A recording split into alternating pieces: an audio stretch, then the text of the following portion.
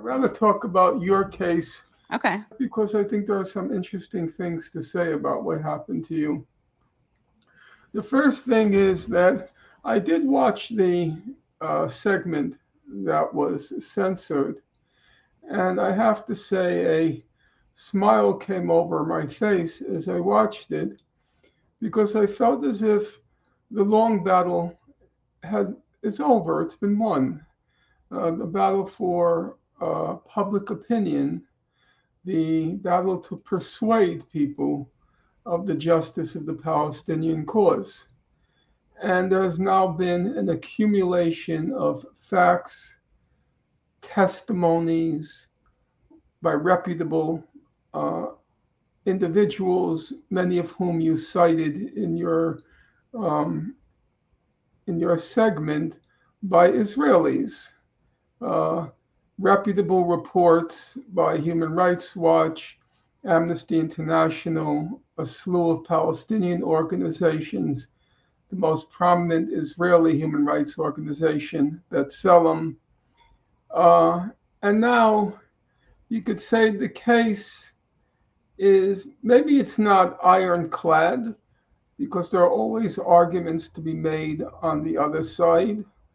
But what can be said is the preponderance of credible testimony and evidence, the preponderance of credible testimony and evidence now weighs clearly on the side of the Palestinians. The uphill battle is on the other side. And that's a relatively recent development.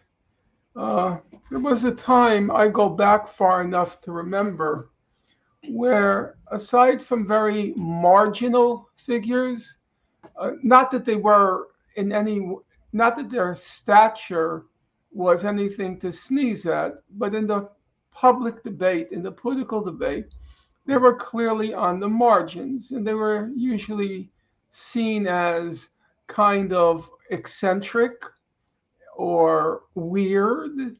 And in fact, many of them were eccentric and weird, but they also happened to be very decent human beings and very smart. So the name that immediately comes to mind is Israel Shahach, who was an organic chemist at the Hebrew University. He was a survivor of Bergen-Belsen, and he was a very vehement and you could say uncensored critic of Israeli policy against the Palestinians. He knew Israel inside out. He was really steeped in Hebrew culture and in Israeli culture.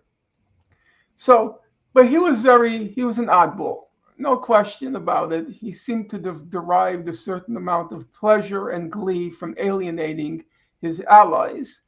Um, and there were a few like him. Obviously, the best known was Noam Chomsky, who had an independent reputation and was a certifiable genius, which helped the cause a lot, though it didn't protect him from being called an anti Semite, self hating Jew, and the usual. And then slowly but surely, actually, it runs parallel with the whole of my adult life. Slowly but surely, the reality of the Israel Palestine conflict began to be exposed in the mainstream. If I had the time, I could chronicle for you, and it's actually an interesting story, but I don't want it to detain us right now. And I had written a book in the 2000s, I can't remember what year, entitled Knowing Too Much: Why the American Jewish Romance with Israel is Coming to an End.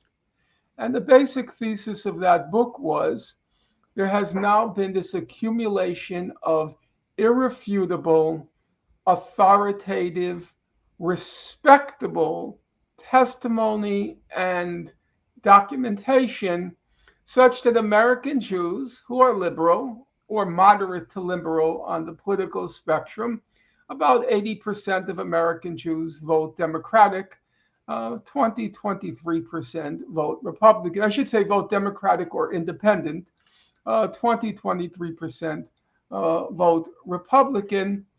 And so it was now virtually impossible to reconcile your liberal credo, your liberal beliefs, your liberal convictions with the fact that all of these mainstream liberal organizations and individuals were saying there's something seriously, if not rotten, there's something seriously awry in Israel, in particular, but not exclusively, in its relationship to the Palestinians. And even as I wrote that book, you could say the dissemination of, if I can use the term, the truth was still not yet total. It was getting there.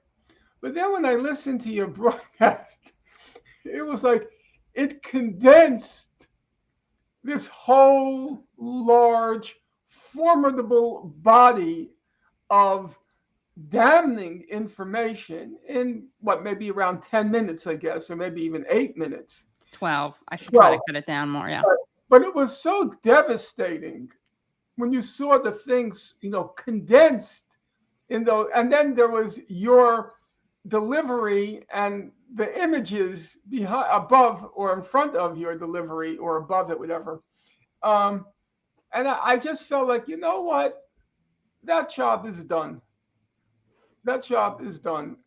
The new generation, it now has a formidable weapon in its ideological or public arsenal.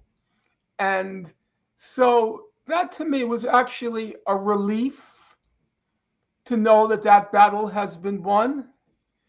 And it was I had a sense of satisfaction that it took a long time, but it had succeeded.